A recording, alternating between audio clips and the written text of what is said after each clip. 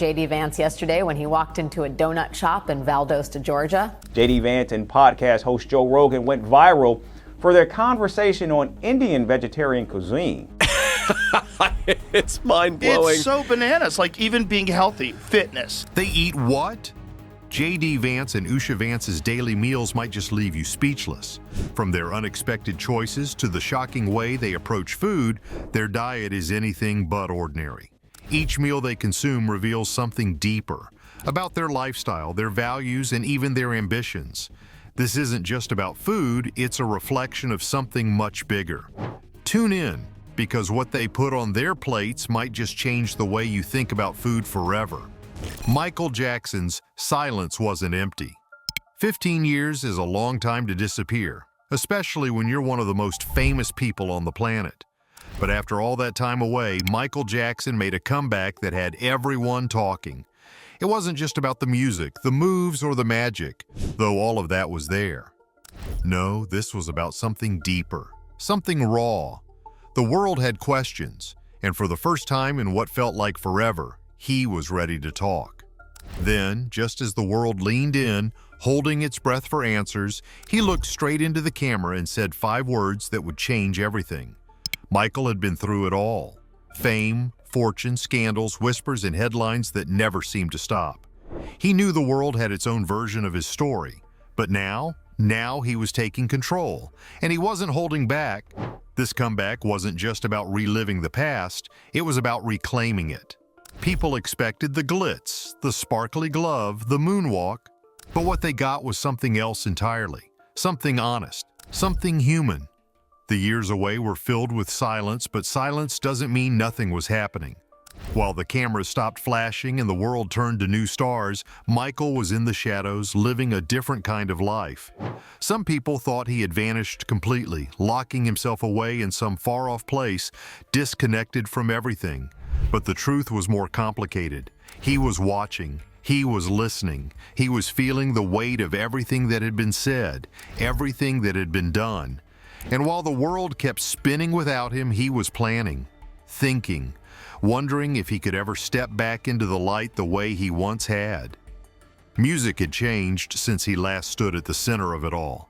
The industry moved fast, leaving behind those who couldn't keep up. But that didn't mean his influence had faded. His songs never stopped playing. His videos never stopped inspiring. Even in his absence, his name was still whispered like a legend, a force that never truly left. And that's what made his return so powerful. He wasn't just coming back, he was proving he had never really gone away. The first time he stepped on stage again, everything stopped. The crowd, the lights, the sound, it all held its breath for just a moment, as if the world itself needed to take in what was happening.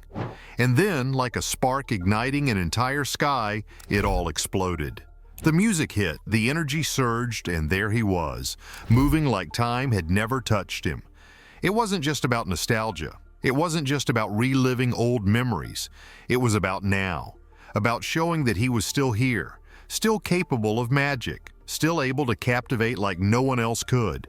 There had been doubts. People had whispered that he might not have it anymore, that too much time had passed, that maybe the world didn't need Michael Jackson the way it once had. But the second he took that stage, all of that disappeared. He was more than just a star from the past trying to relive glory days. He was proof that true legends don't fade. They don't get replaced. They don't become outdated. They evolve, they transform, and most importantly, they endure. His voice carried the weight of everything he had been through. Every note, every lyric, every movement held meaning. It wasn't just performance. It was a story being told in sound and motion, a confession without words. He had been knocked down, doubted, scrutinized, and judged. But standing there with the world watching, he showed that none of it had broken him. If anything, it had made him stronger. This wasn't just about proving something to the audience. It wasn't about making critics eat their words. It was about himself, about knowing deep down that he still had something to give, that the passion, the drive, the love for music was still alive inside him, and that no matter how much time had passed, he still belonged here. People had waited for this moment, wondering what it would look like, what it would feel like, and when it finally happened, there was no doubt left. He was back, and he wasn't going anywhere. The world had tried to tell his story for him, twisting it in 1,000 different directions, but now he was taking the narrative back, speaking not just through his music, but through his actions, through his presence, through the way he carried himself, unapologetic and unafraid. Fast food, spices, and a battle in the kitchen. And let's talk about eggs, because for some reason, eggs have been a weirdly controversial part of his political career. At one point, he complained about eggs being too expensive, only to get dragged for getting the price wrong. Then he made an even weirder comment. He claimed his kids eat 14 eggs every morning. 14. That's a dozen plus 2. Naturally, people online took him literally and roasted him for it. Either he was exaggerating or his children are training to become professional bodybuilders. Campaigning across the country means eating on the go, and he has embraced that part of political life. He's been spotted having breakfast, lunch, and dinner at random diners, fast food spots, and local joints with his wife and kids in tow. Sometimes he even buys food for voters, like when he treated people to root beer floats at an A&W in Michigan. It's all about the optics. You want people to think you're just a regular guy who loves greasy food, not a career politician who eats catered meals in private jets. Now on to the good stuff. He has strong opinions about fake meat, and he's not afraid to share them. During an appearance on the Joe Rogan Experience, he straight up told vegetarians to stay away from processed meat substitutes, calling them disgusting. Instead, he sticks to real food, legumes, nuts, and all the protein-packed goodness that Indian cuisine has to offer. If he's going to eat vegetarian, he's going to do it the right way, not with some lab-created frankenmeat. His food habits reveal more than just his preferences. They paint a picture of a man deeply attached to his cultural upbringing, yet open to adopting new traditions through family connections. Whether he's gorging on ribs at the state fair, baking desserts like a pastry chef in training, or trying to master the complexities of Indian cooking, his meals tell a larger story about his identity and public image. This man's diet is a wild mix of sugar highs, protein-packed vegetarian meals, and beer-fueled campaign stops. From Cracker Barrel nostalgia to a surprising love for vegetarian food, Vance knows what he likes, and if you ever catch him on the campaign trail, odds are he'll be stuffing his face with something interesting. Whether it's fast food or a homemade batch of scones, one thing's for sure, this guy is always eating. But what does all of this say about him? Maybe he's just a guy who genuinely loves food. Or maybe he's carefully curating an image of an approachable, everyday American who bakes biscuits and eats ribs at state fairs. Politics is all about branding. And what better way to make yourself relatable than by talking about what's on your plate? Whether it's a calculated move or just genuine love for comfort food, JD Vance's diet has become part of his public. Love him or hate him, the man knows how to eat. Usha, on the other hand, had an entirely different experience. Raised by Indian immigrants in California, she grew up on carefully spiced dals, fresh vegetables, and rice cooked to perfection. For her, food was more than just sustenance. It was tradition, culture, and a connection to family. Every meal was an art form, bursting with flavors JD had never even heard of, let alone tasted.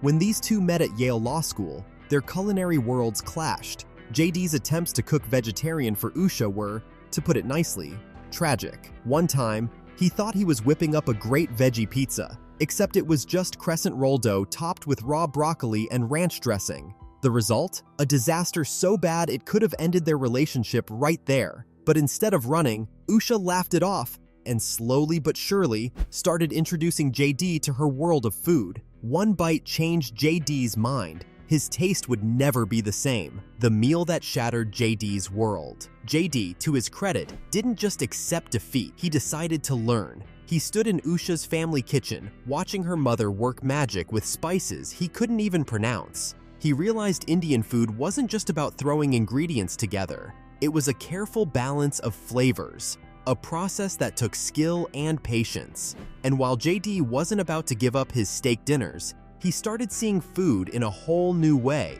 Their kitchen became a battlefield of flavors, with Appalachian staples meeting Indian spices in ways that shouldn't have worked, but somehow did. They started hosting friends and family, showing off their blended menu: paneer tikka alongside cornbread, spiced chickpeas next to mashed potatoes. It wasn't just about food, It was about building a bridge between two backgrounds that seemed incompatible at first glance. Their food journey even influenced how they raised their kids. Instead of forcing them to choose between Appalachian and Indian food, they gave them both. One night, they'd have a Southern-style potluck. The next, a full Indian spread.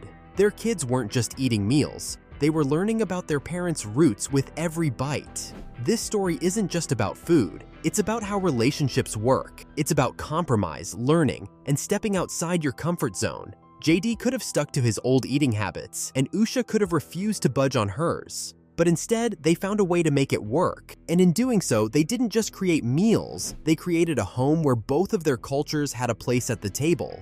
Their journey proves that food isn't just about what's on the plate. It's about connection, understanding, and sometimes admitting that your first attempt at vegetarian pizza was a complete disaster. But at least he tried. Meanwhile, Usha has embraced aspects of JD's food culture in a way that respects her vegetarian roots. She found ways to keep the flavors of the dishes he loves intact while making them her own. She experimented with smoky flavors in beans and lentils to mimic the deep satisfaction JD got from meat-heavy dishes. Their shared meals are a constant push and pull, one discovering, one modifying, both appreciating. JD's appreciation for Indian food didn't just stay within their home. When dining out, he started gravitating toward the dishes he once would have ignored. He began critiquing restaurant curries with a level of confidence that surprised even him. He stopped settling for bland flavors, realizing that even the simplest meals could be enhanced with the right spices.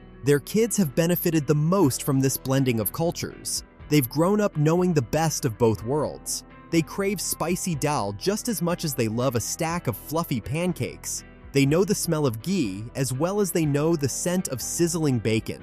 In their home, food is not a debate, it's an exploration. Does JD and Usha Vance's food dynamic reveal their true selves? Or is it just another act in the political theater? Share your thoughts. Hit like and subscribe for more stories that make you question everything.